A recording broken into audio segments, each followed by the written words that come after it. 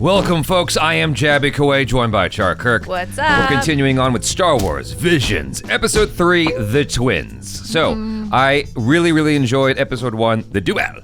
And then Episode 2, Tatooine Rhapsody, I liked that even more than Episode 1, surprisingly. I was very happy. It got me emotional. I was like, God dang, like, what is happening in my... I thought I didn't have a heart. Yeah, I'm feeling things. I am not a robot. No pun intended. We're continuing on with Episode 3, The Twins. You guys, if you're watching this on YouTube, please hit that subscribe button, bell icon, all notifications, and vote this video up to let YouTube know you're enjoying what you're watching. Also, this is going to be a cut-down version of our reaction because we're only allowed to show you so much picture-in-picture. However, if you want to watch the whole thing uncut, uninterrupted, head over to our Patreon page, patreon.com/JabyKoay. However, you will need your own Disney Plus subscription so you can open up the show in an adjacent window to our reaction. And it's like you're watching it with your two favorite pals from the internet. So, that was lame. Anyway, you guys, if you're watching this on Patreon, thanks so much for supporting us here. If you're watching this on YouTube, thanks so much for hanging out. By the by, we are watching this in Japanese with English subtitles because we are not NWBs. Go ahead, ACHARA, say it. Yes, but if you do want to watch it in English, there's nothing wrong with that. The dub is supposed to be very good as well.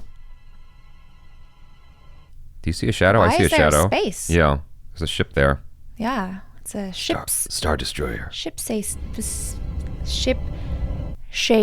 space. Wow, that was hard to say. Oh, wow. what? The twins! Oh, the Double. conjoined twins. Double. That seems to be a theme, because the drummer in the last episode was a conjoined triplet. Whoa, triplet. Very dark. Oh, the music. Oh, wow. I got vertigo just looking at that. I felt a little sick. What? ツインスターデストロイヤーの最終調整、ようやくすべて完了しました。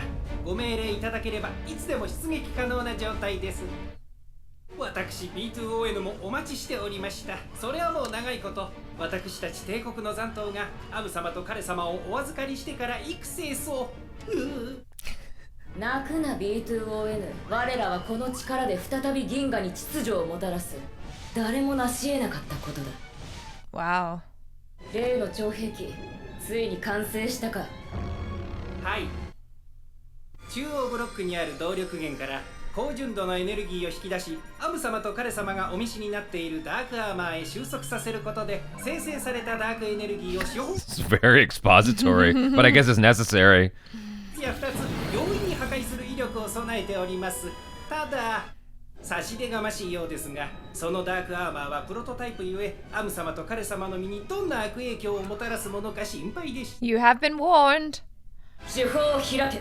手法発射準備。何者かによってツインスターハイパーデストロイキャノンの動力源が持ち出されたようです。なんですって？動力室に入れるのは。Uh-oh. Oh, betrayal. Bro, why? Ruh-roh. 心配するなデュオ。このルートなら大丈夫。見つかりっこない。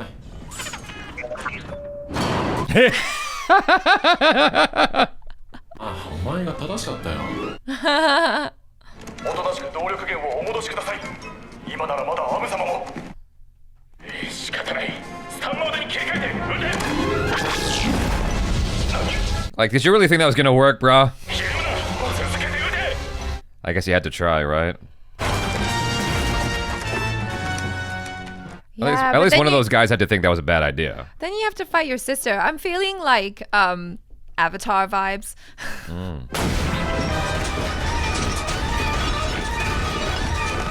Like Zuko having to fight his sister and she's cray. そいつを持ってどこへ行く気だ、彼。春が彼方の銀河計算。さあ、早くしろ。Oh, what? 嫌だね。Oh. What? なら力ずくで奪い返すしか。 All right. She's got the rage.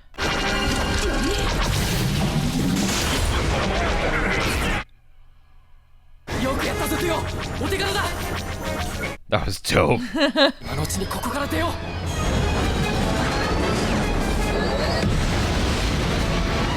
Oh, he got away.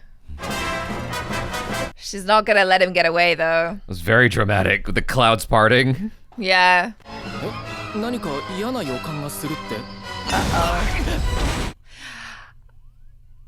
I was wondering. I thought that maybe she would just like, yes! Yes! Well, she's super strong. Yes! I was seriously wondering why that moment had not happened, and then here we are.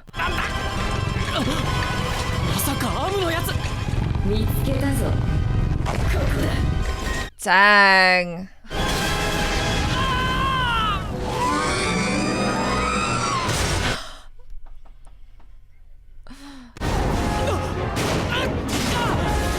How is he breathing? I know.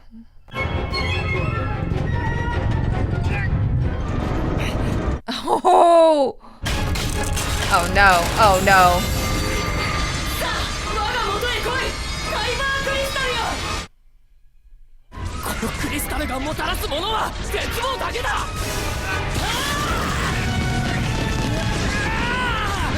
Come on, bruh. It's gonna explode, isn't it? Yeah. Or they get half each.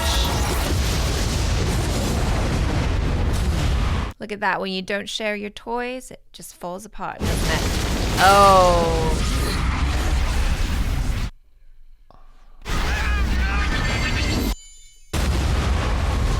Is it gonna divide the ship in half too? What's happening to her? Oh. ただ一つわかるのは、あのカイバークリスタルの力を使ったら、このフォースビジョンと同じように、姉さんは死ぬ。お前、まさかそんなことのためにこのクリスタルを笑わせるな。これは忘れ。よしダメ。死の力に取り込まれちゃダメだ。取り込まれるだと。ふざけるな。この私が屈服させてやる。バカだ。Lady, you're crazy!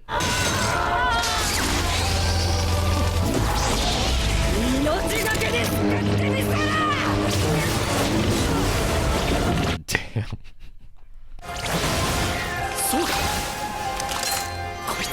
Yeah, you got a little baby piece.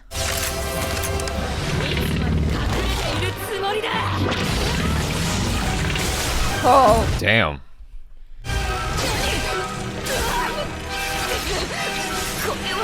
Yeah.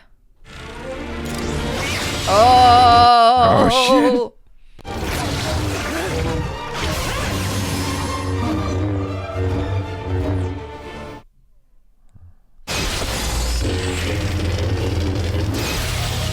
God damn. Wow. She done lost her damn mind. Oh! Whoa, through her foot! Damn, why do you have to be mean to your brother?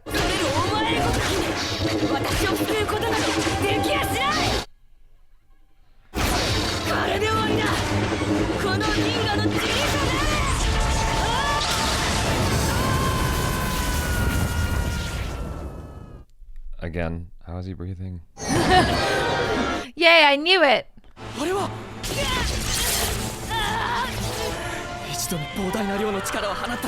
Yeah, I was gonna say, like, I can't tell if it's just engulfing her or if she's just becoming more amped up. Oh, he's gonna sacrifice himself.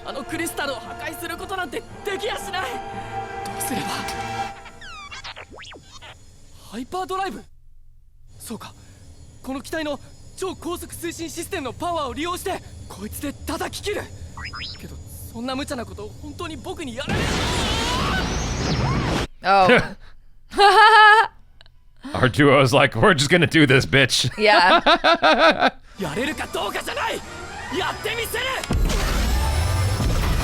Didn't Yoda say that?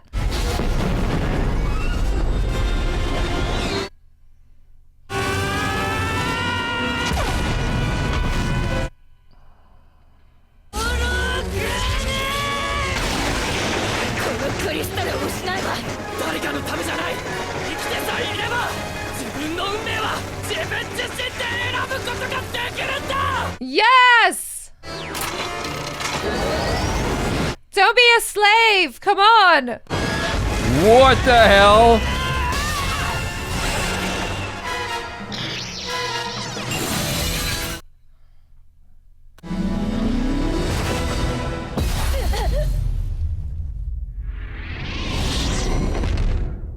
What do we think? Is she gonna be pissed as hell? I mean, maybe you should grab her. アム様 Why does he need Well, it? yeah, I know. I'm like, she can breathe? Okay. Why does the robot need oxygen? Maybe he like rusts or The something. most ironic episode. That was dope, though. You cut through that shit. That was dope. やったんだな、僕たち。ああ、必ず探してみせる。きっと生きてる。わかるんだ。だってアムは僕の双子の姉さんだから。 Oh, well, that's a cool shot. That harkens back to A New Hope. Luke Skywalker looking at the two stars. That was cool. There's a lot of thoughts I have about this episode. I definitely liked episode 1 and 2 better overall, because this one forced my brain into like logic questioning, which I know it's a fantasy, it's Star Wars, it doesn't have to make any sense in real world physics. I get that, because I liked a lot of the concepts that are in here a lot. There were some really, really, really neat ideas that they were playing with, where they just took the Star Wars lore and they're like, let's just take it to cocaine level. I liked a lot of what they were doing there. What's funny is it reminded me of a comedy thing. You know who Freddie W is? Freddie Wong? He used to be huge on YouTube. Like a lot of people, like old school people like myself who have been watching YouTube since forever, know who Freddie W is. He made a lot of visual effects comedy videos. Right. And he had a show at one point called Video Game High School. Anyway, he's got a video of like Jedi gangsters or something like that, something stupid. But near the end of the video, because it's like these two guys going around the city like knocking down mailboxes with lightsabers and stuff like that. Near the end of the video is something very strange where him and his friend were like making it look like a dick, like making the lightsaber as big as possible, and then they accidentally made contact with each other's lightsabers and it just got awkward and they walked away from each other. Oddly enough, that's what this reminded me of, was like, What? because they made the lightsabers huge. And the thing about it is nowhere else outside of Freddie W's video had I seen that, where you're just making these lightsabers ridiculous, right? Right. There's always been a limiter, a barrier of how long the lightsaber is allowed to be. Whereas Right. here it's like, well, screw those rules. We're just gonna make this bananas. Well, yeah, because you can, because it's animation. Right. What it's informed by is the power of that crystal. And so when you Yes. inject this crazy powerful crystal into this vessel, it's gonna like, it has untold powers, right? And enough so that like you could cut through a ship. That is all cool. Don't get me wrong. I love those ideas. It's just that the moment he stepped outside of the ship without a mask on, I'm forced to ask, like, how is he breathing? Because even in episode, wherever it is that Leia dies, I think it was episode 8, Right. when she's in space floating and then she flies back in and then we realize she has the Force as well, she wasn't breathing outside. It was like she was holding her breath or something like that. Right. I mean, I guess you kind of ask, well, at least for me, there was the question, and then I was like, it's fine. Right. Whatever. Just No, but okay, so then that's followed up with like, okay, at a certain point I just had to accept it. Somehow he's able to be outside the ship and alive. So is she.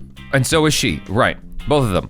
But then when he's flying towards her, when she's on the dual Star Destroyer or whatever, I don't know what it's called, but there's wind blowing in his hair. And I'm like, where's that coming from? They're in space. It's okay. It's Yeah. stylistic. It looked cool. It I was know. dope. I know, but I would have appreciated that little nuance if his hair was just like, whoop, like if it was just didn't move at all. I know that it has to kind of move to give it some kind of life. Yeah. But it just wouldn't be moving. And this is me being extra persnickety, but like, goddamn, like he's breathing in space and there's wind blowing in his hair. It's okay. They Yeah. were twins created by the dark side. Now the okay. the theme of twins has come back a few times in Star Wars lore. They didn't explore it in episode 7, 8, and 9 for some reason. But I think, if I'm not mistaken, in the original story, the original concept of episode 7, 8, and 9, Leia and Han Solo had twins. And I think one of them might have been named Anakin or something like that. Like, I think it was a boy and a girl twin.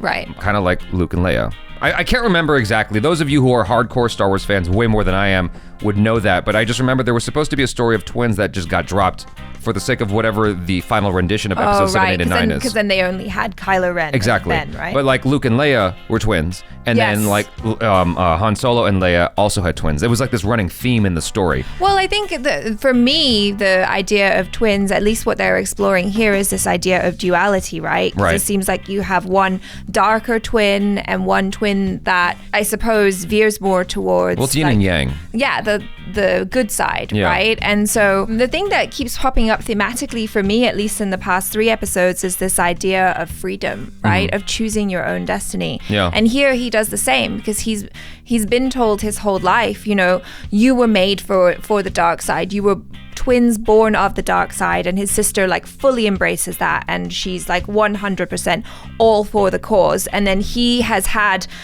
kind of insight, and his mind is opened up, and he's all like, well, actually no, like I like that thing where he was like, so long as we're alive we can choose. I love the voice acting in this. I thought it was dope. I thought her voice was amazing. Like all the screaming and whatnot. I mean, him too. I thought all of that was super cool. I thought the moment when his like suit exploded off of him like Arzak in Last Battle, I thought that was dope. No one knows that reference except Last Battle is the American name of the show, of the comic Fist of the North Star. More people are familiar with Fist of the North Star, but I grew up with like Nintendo and Sega Genesis and whatnot. Last Battle was on Sega Genesis, and so when you got to a certain power level, your armor would just explode off of you, and you had muscles, and so it was similar to that. Like, and her helmet blew off at one point. I thought that was really cool. Yeah, that was cool, because then you finally get to see her face. But like that moment where his armor and stuff comes off, I thought that was just kind of symbolic of skin shedding. Like I'm not going to be this person who you said I am anymore, and this is me. Right. And then at the end, her whole armor